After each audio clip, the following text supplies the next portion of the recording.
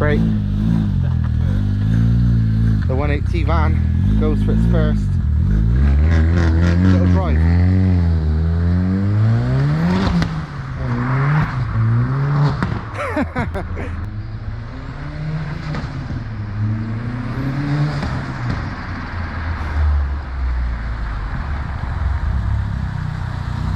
Yeah. Obviously it's not mapped, so God knows what it's doing with the boost or anything yet. That's why I'd be careful, because it's spinning up because it's so wet. Oh yeah, it spun up for the first 2 or 3 gears. A big black line on the floor, it just shut out a load of like just, you know, unburnt shit.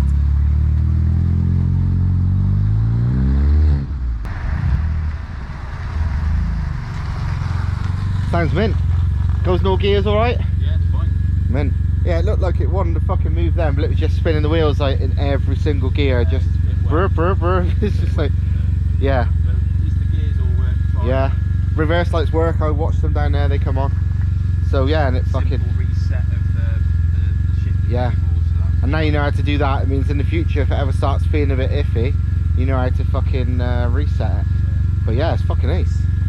Cool. Need some proper tyres on it now. and mats.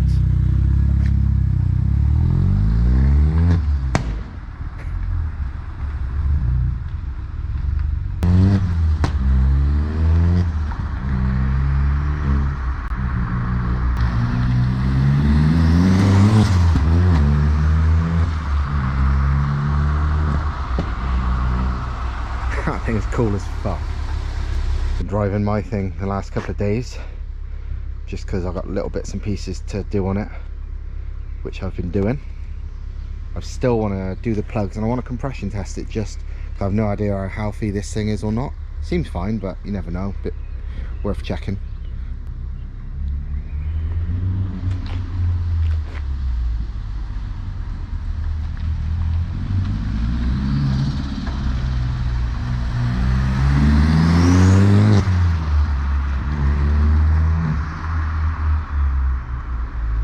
He said the brakes feel a bit dead. It's got uprated brakes and nothing's been changed on the brakes since it's been here, although we just changed the one-way valve to the brake booster. See if that helps.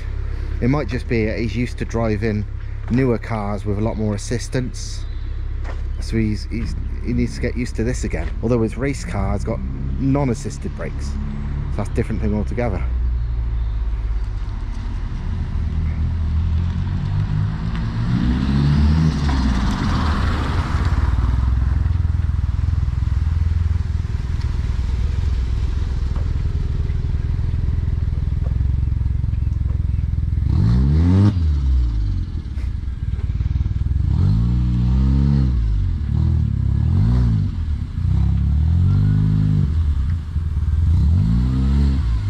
Feel any better? Yeah, they're getting there, so it's just because it's been parked up. Yeah, I reckon. Also, because you haven't driven it for a while, Yeah. the assistance on this is got to feel nowhere near as much as like a newer car with real grabby brakes. Yeah. So it might just be getting used to it again. It doesn't have ABS anyway. Yeah, exactly. Yeah. Nothing like that No. on there, so yeah, I'm used to driving a work Yeah. down, which is... They're like modern cars are really over assisted compared to stuff like this. Yeah. Then again, your 205's non-assisted, I suppose, isn't it? No. Yeah, servo less, isn't it? So, but yeah. To brake much in that. No, exactly. Cool as fuck. You chuffed? It's been a long time coming, hasn't it? Yeah, mate. But no. Here and there when Yeah. free time, like... No, exactly. It's fucking. It sounds mint now as well. Does some good pops when it feels like it as well. Oh, you can feel it come literally underneath your seat Yeah. like a fireball out. It's really weird. Yeah. But, yeah, it needs a tracking though in because we put some rose jointed lower. Oh yeah, you on did. I there. forgot about that. So Yeah. tracking's Yeah. slightly off, Yeah. but yeah, he's spinning up well today. Yo, fuck yeah. I mean, that was just. Have you seen the black soot line? Yeah, because obviously the car's only really been stopped and started for ages, so the cat's never had a chance to warm up. No. So it obviously got filled with soot, and then you literally you gave it some, and it just poured out the back like a fucking diesel.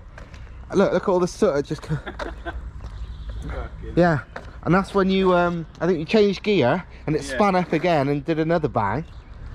But yeah, it's because obviously the car's only started and stopped about 100 times, you know, in the workshop trying to make it work properly. So the cat's never burnt all the shit out of it. So it just collected all this. Not anymore, it's all gone now. Fucking felt mega fast. I mean, it did look quick. Shouldn't have really booted it like that. I know, but it's hard to. Fucking hell, it's been like. The fan come here in like December. Yeah, exactly. You know, what's the standard power? 74 brake horsepower. 74. So it's going to be a good couple hundred above that. You know, maybe more. Little 1.4 CVH in it originally, which I used for work for about 3 years, like on and off, driving it most days. And now it's fucking now it feels like a fucking monster. Yeah, exactly. Driving it along, it's pretty cool. Yeah. I wonder if there's enough light to show the swirl pot in the back that we did the other day. You can't really see, it's a bit dark in here. Where's that fucking torch? I had a torch deliberately. Hang on. It's over here, I think. Here it is.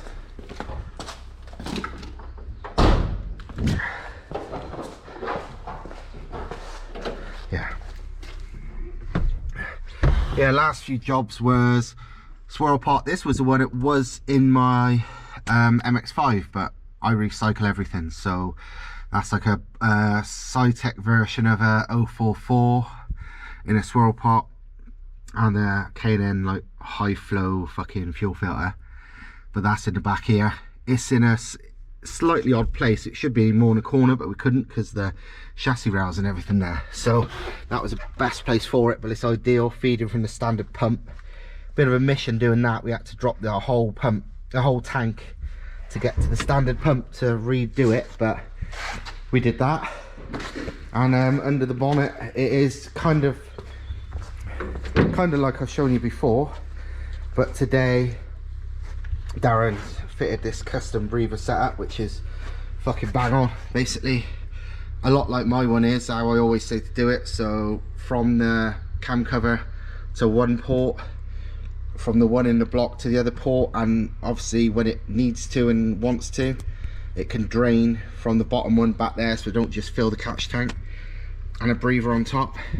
This was made out of like a 20 odd quid breather system that wasn't really right, but I drilled a big hole in the top of that and we JB'd that breather filter to it, and now it's fucking perfect. And Darren made like a custom little bracket so it holds on there, and yeah, it's all done. I added the other day, I added a bit of heat shielding to the plastic because it may or may not melt, and the same for the coil wire in there. I put one of those heat sheaths around it, and hopefully it won't need a wrap down pipe or a turbo blanket.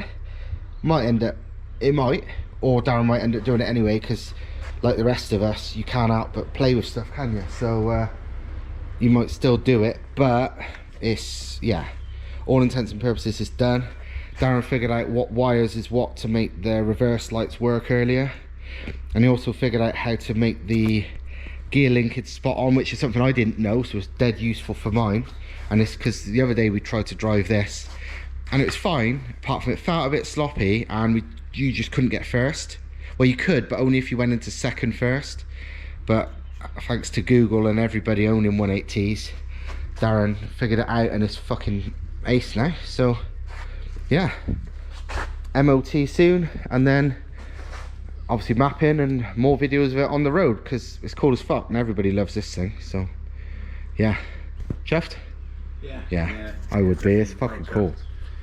Done a few more bits and pieces to this, just getting it ready for mapping, just to be sure everything's fine. There's nothing worse than rocking up to mapping and them telling you there's a problem and it can't be mapped properly, or maybe they do map it but it's not to its full potential. So I fitted a fuel pressure gauge, recycled. It was out of the turbo Mercedes that I built, you know, the turbo V8 Mercedes. I had that spare from that, so I put that in just to make sure A, the pressure was right, and B, that it was raising 1-to-1 with boost, and it seems to be. I bought a brand new fuel pressure regulator as well, just to be sure it was fine anyway, but I just wanted to check. So I bought a new one of them because it's worth it, because the prices are so low. And the one thing else which I did was this. I wasn't very happy with the movement back to center when in neutral. This direction was fine. This direction, it either sat a bit like that, or it was really slow moving back. And although that don't cause a problem for going into gears, when you're in neutral, now and again I would accidentally go into third instead of when I was trying to go into first, because the stick was slightly on the piss, so where I moved it to was the wrong place. So I was trying to work out how fuck was the problem. First thing I noticed was the cup thing, the ball of the gear stick sits in, had a lot of movement. You could physically see it move once she was at its limits of you know, travel. So I thought maybe that's the reason it's not coming back. So I dismantled all this. This thankfully comes apart and that cut bit's separate. And there's like a rubber O-ring in the top. It's not like a normal O-ring, it's like a rubber seal, but not really an O-ring. It doesn't really do much, but I noticed that was part of the part of the thing that holds that cup in, and it doesn't hold it tight, and it seems deliberate because the ring looked perfect condition. I think it's again to stop any kind of vibration or something, but it just adds a bit of slop. So thankfully Darren was here and he had a ton of different rubber O-rings, so I found a proper normal O-ring the right size, and I stuffed it in there, and while it made it a lot harder to put back together, it's now a lot more rigid there. Unfortunately, that didn't solve the problem, but I figured out what was causing the problem, and it's, well, almost obviously the return spring on the shifter, because obviously you can see it there either side. What it is, it normally sat either side of the lever, and it seems at least the spring is it's just got weak, maybe, I don't know, but it just wasn't returning enough from that side. This side fine, that side not so much. I tried doing the spring around another turn as such, well, half a turn basically, twisting that one and that one around, so that one sat there, that one sat there, but it wound the spring a bit too tight to fit to it, so I couldn't do that. So I thought, hang on, I just need to tension the spring a bit more.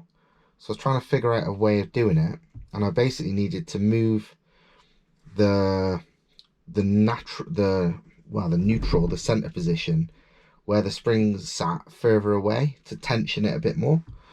So I literally got this piece of metal with a hole in it, and I've JB welded it so you can slip that through there, and I've used the metal, I've JB welded the metal to the thing, and it's added a bit more tension, which means it now returns perfectly from both sides. Before it returned like this from that side, but this side not so much.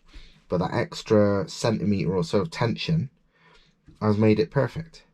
This, funnily enough, is, again, I love my recycling, this is part of a fucking the cam belt tensioner from a Volvo red block engine. I just chop the end off because that's where the pin normally goes to lock it in place when you you know, to take the tension off when you're doing a cam belt, and but it's ideal for that, so I just cut the end off.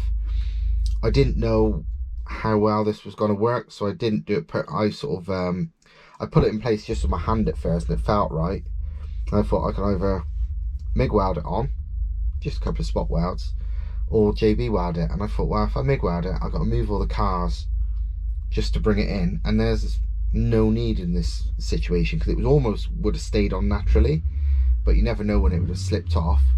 So I JB welds, fucking hell, people fix crack blocks with JB weld, for crying out loud. So it is great stuff, and it dries fast too. So yeah, a little bit of that on there, which keeps that in place. It's great now, spot on.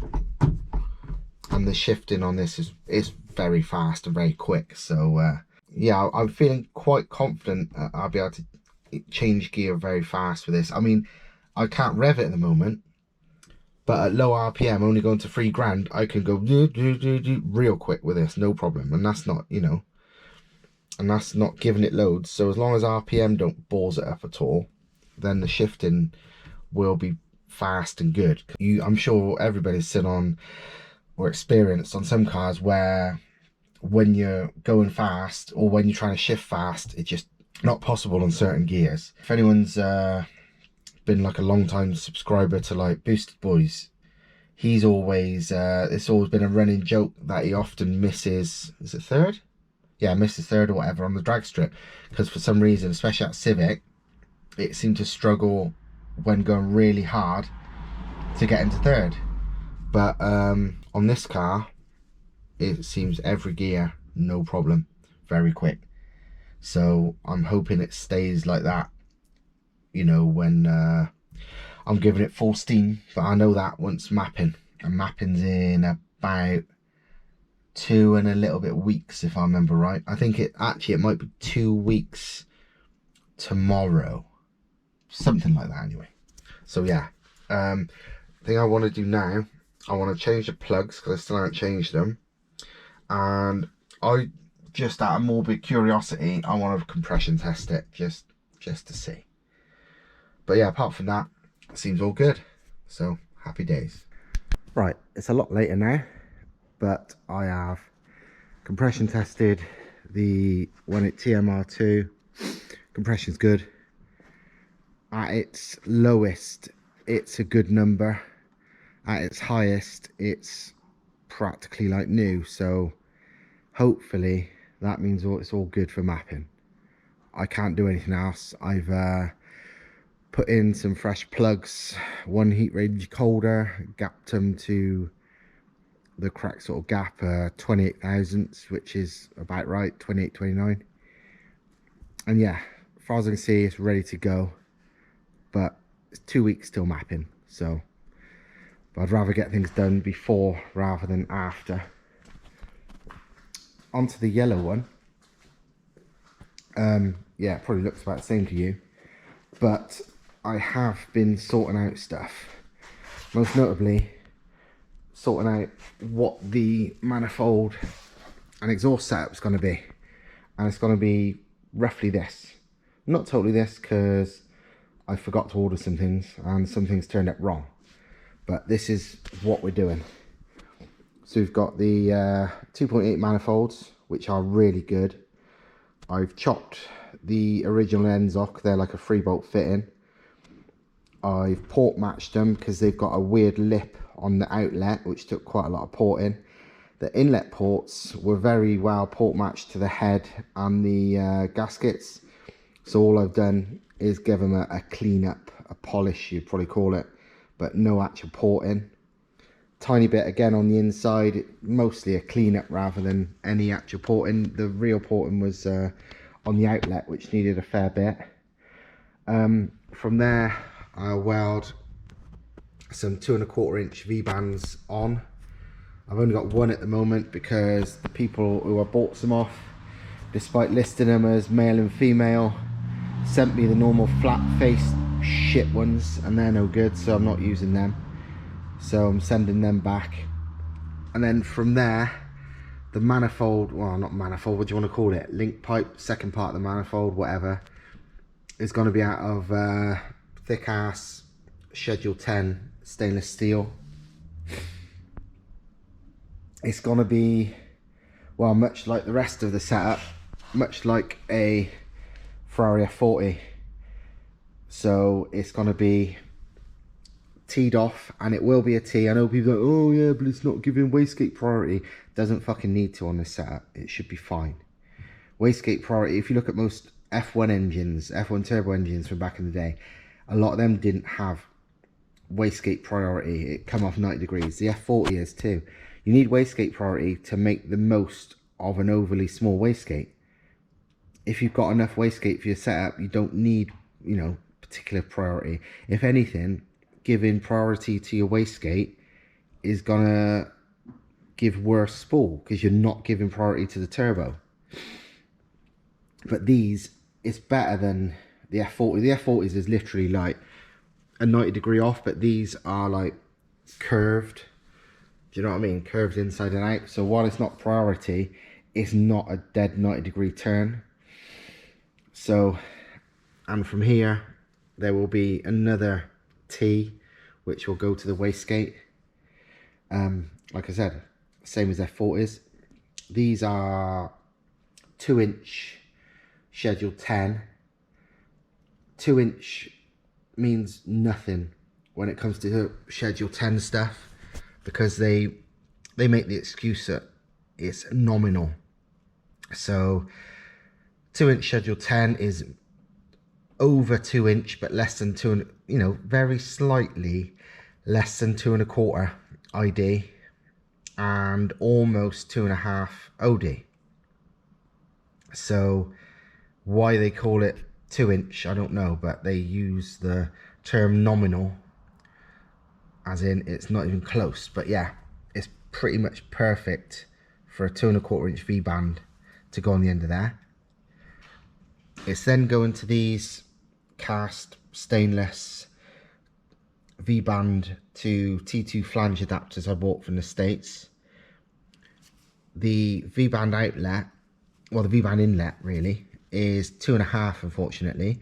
So it's a little bit big for that, but nothing some welding can't adapt to.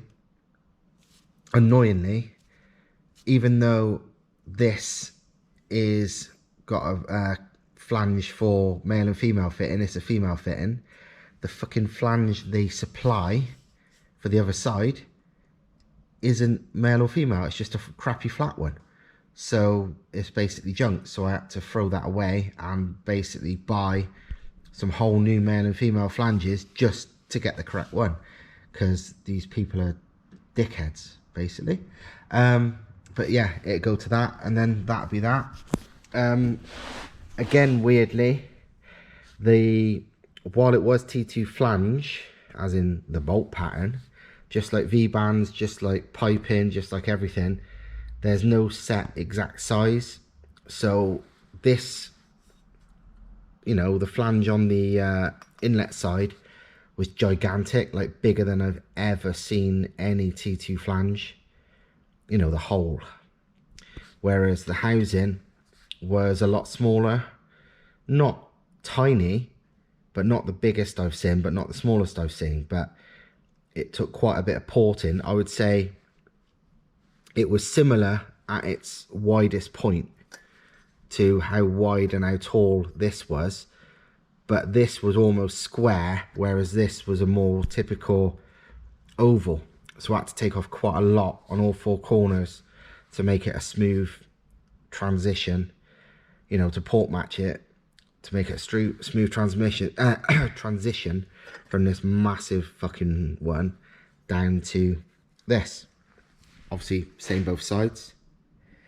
And then here I've welded this 3 to 4-inch cone as the turbine outlet, and it'd be a 4-inch V-band, and then to a 4-inch exhaust, which again will be the same as a Ferrari F40 setup, where you've got the wastegate in the middle. The wastegate outlet will be a 2.5, and these 4, and they come out, I would say, center exit. So really the exhaust is going to be pretty much, in my head at least, it's going to be 2 of these 4-inch 90-degree bends, and then end in a massive 4-inch sports cat, same as the tailpipe on the MR2. So but 2, one either side, and then this will be much the same again, but 2.5, but with no cat. It'd just be a straight up screamer in the middle. So yeah, it should be pretty good. There's no actual silencers. This sport cats is as close to silencers as it'll be, which do practically nothing. But hey, I've not really got room for much else, and this is never going to see the track. It's purely a monster for, you know, drag strips, half mile, and the street.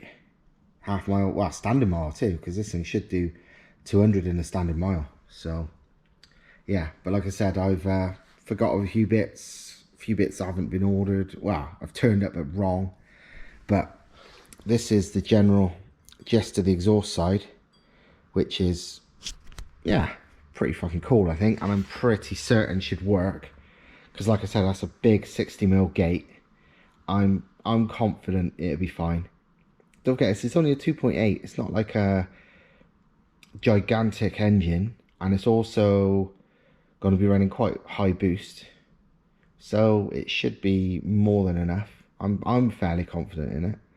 Bloody better be, because otherwise things need redesigning. But no, I'm, you know, I've done this enough times to know when I've done it right or not, and I'm pretty confident in this. That's all for now. I think I can't do much else until realistically the engine is in its final place, like on mounts, because even now, actually looking at it, it looks like it's obviously you shouldn't be leaving things on engine cranes, but it looks like it's sagged down by about an inch already because it's sat on the crane for a week or so, and so you can't mock anything up until it's in place. You can't rely on a crane to never move the engine because it's not meant to be holding things up permanently. So yeah, once the engine's totally solid in its final place, I can weld all this up. I still can do some bits. I can weld the V-bands on in the right places and blah blah blah, but I can't complete it until it's all in. And then once this is in, the turbos can be in place, and then I can start working out the intake side, which again, I don't know what to do. In my head, I'd really like to run the boost pipes through and run a front mount, partly because it's simple, as in less things to go wrong, and partly because it's one of those things people are like, oh, that doesn't work, all the lag and all this shit, even though it's a proven thing, it does fucking work. I kind of like to do it to piss people off a bit too. So I don't know, we'll see. If there's not room for that, there is room for one charge cooler either side, a big charge cooler like I've got in the 1.8T one, and that's working great. I mean, so far at least, it, you know, I don't really see above ambient, so it does work well. But I'd still prefer to not have charge cooler set up, just no water, nothing, just straight up front mount. But again, time will tell. So yeah, that is it for now. That's Darren still here because he's been doing bits and pieces on his van still, but I think it's time to go home. So yeah, hope you like this little video, and we'll see you next time. When that'll be, what's going on, I couldn't tell you, but it won't be long.